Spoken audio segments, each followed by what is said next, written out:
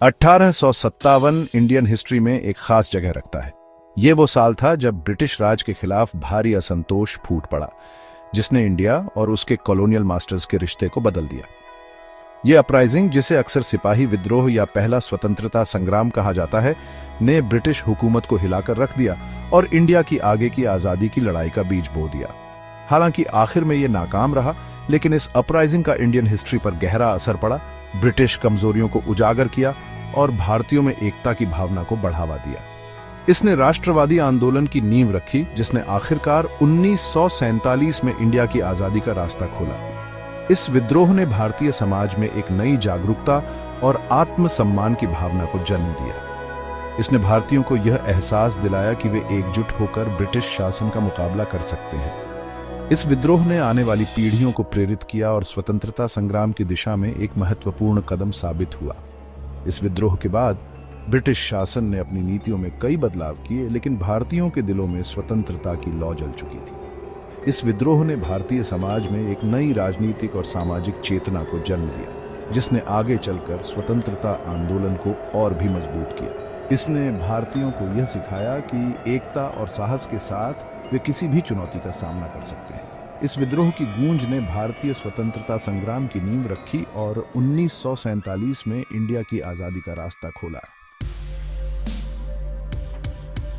1857 से पहले के दशकों में ब्रिटिश नीतियों ने विद्रोह के लिए जमीन तैयार कर दी थी। ब्रिटिश शासन के दौरान भारतीय समाज में असंतोष और नाराजगी बढ़ती जा रही थी। ईस्ट इंडिया कंपनी के एक्सपेंशन और इंडियन रीति रिवाजों की अनदेखी ने समाज के बड़े हिस्से को नाराज कर दिया। भारतीयों की परंपराओं और संस्कृति को नजरअंदाज किया गया, जिससे लोगों में गहरा असंतोष पैदा हुआ। लॉर्ड डलहौजी द्वारा शुरू किया गया डॉक्ट्रिन ऑफ लैप्स अंग्रेजों को बिना किसी पुरुष उत्तराधिकारी के किसी भी रियासत पर कब्जा करने की इजाजत देता था, जिससे भारतीय रियासतों की स्वतंत्रता खतरे में पड़ गई, जिससे पारंपरिक भारतीय रियासतों का शासन खत्म हो गया। भारतीय राजाओं और महाराजाओं की सत्ता छिनने लगी और उनकी स्थिति कमजोर हो गई। सातारा, नागपुर और झांसी जैसे समृद्ध राज्यों पर कब्जे ने ब्रिटिश एक्सपेंशन के खिलाफ नाराजगी को और बढ़ा दिया। इन राज्यों के लोगों में ब्रिटिश शासन के प्रति गहरा रोष उत्पन्न हुआ। 1856 में कुशासन के बहाने अवध पर कब्जा ने लोगों के गुस्से को और भड़का दिया। अवध के निवासियों ने इस अन्याय के खिलाफ आवाज उठाई।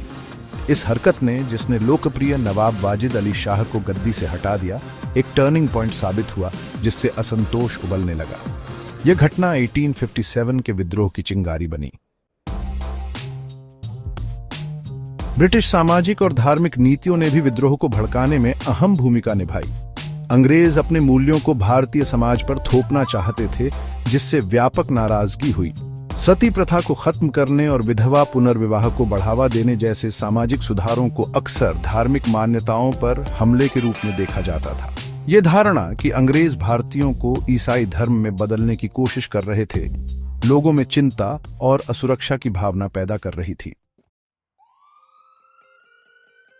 सेक्शन 4, चिंगारी जिसने आग लगा दी।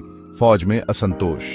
ब्रिटिश सेना के भीतर, खासकर सिपाहियों के बीच सुलगता असंतोष ही विद्रोह की चिंगारी बना। नई एनफील्ड राइफल्स का आना, जिनके बारे में अफवाह थी कि उन्हें जानवरों की चर्बी से ग्रीस्ड किया गया है, आखिरी तिनका साबित हुआ। सिपाहियों का मानना था कि ये उनकी धार्मिक मान्यताओं को अपवित्र करने का जानबूझकर किया गया प्रयास था।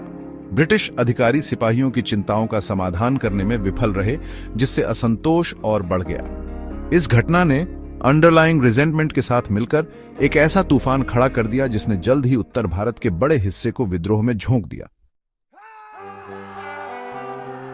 सेक्शन 5, मेरठ से दिल्ली तक। विद्रोह ने उत्तर भारत को अपनी चपेट में ले लिया। इस विद्रोह ने ब्रिटिश शासन की नींव हिला दी और पूरे क्षेत्र में अराजकता फैला दी। 10 मई 1857 को मेरठ में विद्रोह शुरू हुआ, जब नई एनफील्ड राइफल्स का इस्तेमाल करने से इनकार करने वाले सिपाहियों को सजा दी गई, जिससे विद्रोह भड़क उठा। यह विद्रोह ब्रिटिश अधिकारियों के लिए एक बड़ा झटका था, जिससे विद्रोह भड़क उठा। सिपाहियों ने अपने गुस्से को खुलकर प्रकट किया और ब्रिटिश शासन के खिलाफ खुली बगावत कर दी। बागी सिपाहियों ने जेल तोड़ दी, अपने साथियों को रिहा कर दिया और अपने ब्रिटिश अफसरों को मार डाला। यह विद्रोह की शुरुआत थी, अपने साथियों को रिहा कर दिया और अपने ब्रिटिश अफसरों को मार डाला। इस घटना ने पूरे क्षेत्र में विद्रोह की लहर पैदा कर दी और अपने ब्रिटिश अफसरों को मार डाला। मेरठ के विद्रोही दिल्ली की ओर बढ़े, जहां शहर की जनता और सैनिक उनके साथ शामिल हो गए। मेरठ के विद्रोही दिल्ली की ओर बढ़े, जहां शहर की जनता और सैनिक उनके साथ शामिल हो गए। यह विद्रोह का एक महत्वपूर्ण मोड़ था, जहां शहर की जनता और सैनिक उनके साथ शामिल हो गए। वृद्ध मुगल बादशाह बहादुर शाह जफर को विद्रोह का नेता घोषित किया गया। वृद्ध मुगल बादशाह बहादुर शाह जफर को विद्रोह का नेता घोषित किया गया। दिल्ली विद्रोहियों के हाथ में आ गई, जो एक सिंबॉलिक जीत थी और विद्रोह को एक रैलिंग पॉइंट देती थी। दिल्ली विद्रोहियों के हाथ में आ गई, जो एक सिंबॉलिक जीत थी और विद्रोह को एक रैलिंग पॉइंट देती थी।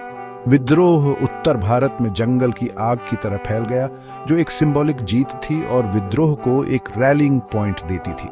विद्रोह उत्तर भारत में जंगल की आग की तरह फैल गया। कानपुर, लखनऊ और झांसी में प्रतिरोध के प्रमुख केंद्र बन गए और विद्रोह को एक रैलिंग पॉइंट देती थी। विद्रोह उत्तर भारत में जंगल की आग की तरह फैल गया। कानपुर, लखनऊ और झांसी में प्रतिरोध के प्रमुख केंद्र बन गए। इन शहरों में विद्रोहियों ने ब्रिटिश शासन के खिलाफ जोरदार प्रतिरोध किया। विद्रोह उत्तर भारत में जंगल की आग की तरह फैल गया। कानपुर, लखनऊ और झांसी में प्रतिरोध के प्रमुख केंद्र बन गए। इन शहरों में विद्रोहियों ने ब्रिटिश शासन के खिलाफ जोरदार प्रतिरोध किया। कानपुर, लखनऊ और झांसी में प्रतिरोध के प्रमुख केंद्र बन गए। इन शहरों में विद्रोहियों ने ब्रिटिश शासन के खिलाफ जोरदार प्रतिरोध किया। सेक्शन 6, एक विद्रोह की विरासत, राष्ट्रवाद के बीज और आजादी का रास्ता। 1857 का विद्रोह हालांकि बेरहमी से दबा दिया गया था, लेकिन भारत पर इसका स्थायी प्रभाव पड़ा। इसने ब्रिटिश शासन में एक टर्निंग पॉइंट साबित हुआ, उनकी अजेयता के मिथक को चकनाचूर कर दिया। विद्रोह ने भारतीय राष्ट्रवाद के बीज बोए और भारत की अंतिम स्वतंत्रता का मार्ग प्रशस्त किया। सबसे महत्वपूर्ण विरासत भारतीयों के बीच एकता और साझा नियति की भावना थी, जिसे इसने बढ़ावा दिया।